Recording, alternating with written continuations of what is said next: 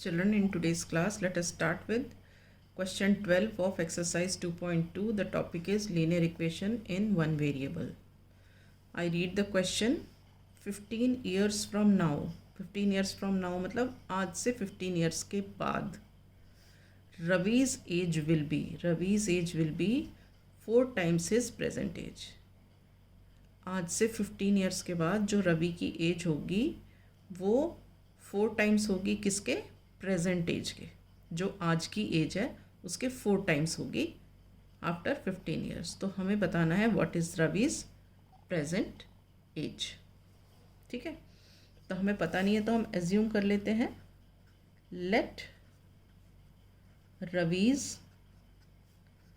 Present age is equal to x.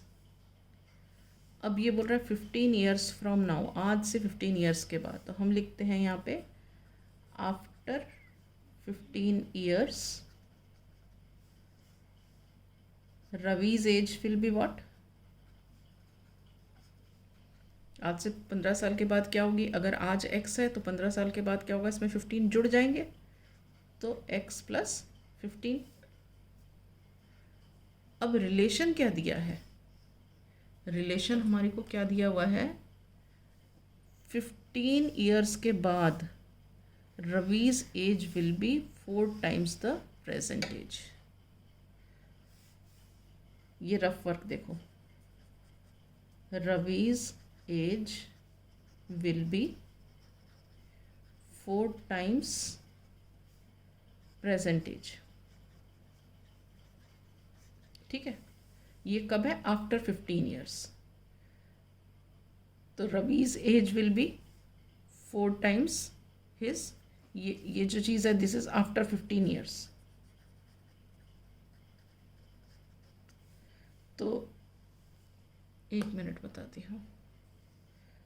After 15 years Ravi's as कितनी है? x plus 15. ये जो विल बी है इसके लिए हम लिखेंगे इक्वल टू ये जो 4 टाइम्स है. 4 टाइम्स मतलब 4 इंटू ये है प्रेजेंट एज, मतलब रवि की भी प्रेजेंट एज. प्रेजेंट एज कितनी है हमारी? ये x. ठीक है, तो हम इसको हम क्या लिखेंगे? हम ये दोनों स्टेटमेंट्स लिखने के बाद लिखेंगे so according to the question x plus 15 is equal to 4x. अब ये x इधर शिफ्ट हो जाएगा लाइक टर्म्स. ये यहाँ प्लस है, इधर आएगा तो माइनस हो जाएगा.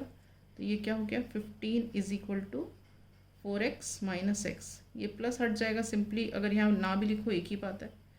तो ये हो गया 15 is equal to 4x minus x, मतलब यहाँ कुछ नहीं है तो 1. 4x minus 1x is 3x. अब हमें x की वैल्यू निकालनी है तो 3 इधर जाएगा, ये इंटू इधर जाएगा तो डिवाइड हो जाएगा. तो इसका मतलब ये क्या हो जाएगा? x is equal to 15/3. 3 1 ज़ा 3, 3 5 ज़ा 15. तो इसका मतलब क्या है? x हमने 5 निकाला है. 5 मतलब प्रेजेंट एज. हमें ये निकालनी क्या थी? Present age. तो हम यहाँ लिखेंगे therefore Ravi's present age is 5 years. Is this clear? Okay. Right. Now we come to question number 13. This is question number 13. We begin. देखो. A rational number is such that when you multiply it by 5/2 and add 2/3 to the product you get minus 7/12. what is the number? हमें number नहीं पता. Number मतलब rational number. तो हम यहाँ शुरू करते हैं. Let the number be x. ये नंबर कौन से वाले नंबर की बात कर रहे हैं? रैशनल नंबर की. ये वाला rational number is such that. तो वो हमने मान लिया x है. अब क्या बोल रहे हैं यहाँ पे फर्दर, ये देखो when you multiply it by 5/2, तो यहाँ पे लिखो on multiplying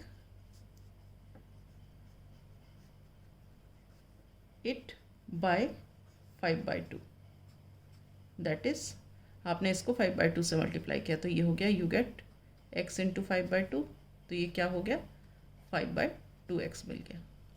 ठीक है, अब देखो फर्दर क्या बोल रहा है। अब ये तो आपने मल्टीप्लाई कर लिया and add 2/3 to the product. अब ये जो प्रोडक्ट था इसमें क्या करना है 2/3 ऐड करना है। On adding 2/3 to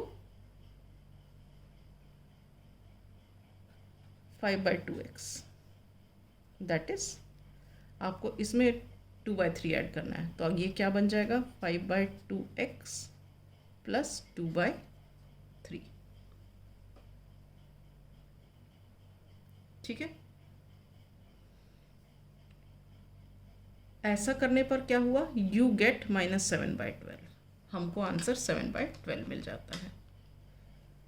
we get -7/12, तो एक्चुअली क्या हुआ 5/2x plus 2/3 is equal to -7/12। तो हम इसको क्या लिखेंगे, according to the question we have 5/2x plus 2/3 is equal to -7/12। ठीक है, अब इसको आप सॉल्व कर लो। This implies that 5/2x is equal to -7/12। ये इधर शिफ्ट हुआ तो ये प्लस 2/3 इधर आएगा तो हो जाएगा -2/3। सॉल्व करो। This implies that 5/2x is equal to, इनका एलसीएम कितना आया 12, 12 1 ज़ा 12, 1 7 ज़ा 7, माइनस साइन 3 4 ज़ा 12, 4 2 ज़ा 8। ठीक है, तो ये क्या हो गया 5/2x is equal to, same sign से तो ऐड करेंगे, -7 -8 इज -15/2। ठीक है, अब x की वैल्यू निकालनी है, तो इसका मतलब ये 5/2 हटाना है, क्रॉस मल्टीप्लाई करो, 2 ऊपर जाएगा 5 नीचे आ जाएगा, तो ये क्या हो जाएगा x इज इक्वल टू, ये तो एज इट इज़ हुआ, ये यहाँ मिस्टेक हो गई, यहाँ पे ये 12 है, सो दिस इज -15/12 इंटू ये 2 ऊपर चला गया यहाँ पे और ये 5 नीचे आ गया, इस तरीके से। ठीक है, अब आप यहाँ पे कट कर लीजिए, 2 1 ज़ा 2, 2 6 ज़ा 12। ठीक है, 5 1 ज़ा 5, 5 3 ज़ा 15,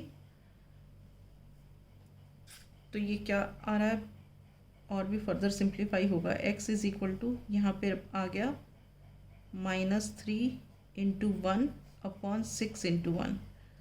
आप इसको फर्दर फिर और रिड्यूस कर सकते हो, 3 1 ज़ा 3, 3 2 ज़ा 6, it means this becomes -1 into 1/2 into 1 which is equal to -1/2। तो हमारा आंसर क्या हो गया, therefore the required number is -1/2. Is this clear? Right. With this I wind up. In the next class I shall take up question number 14.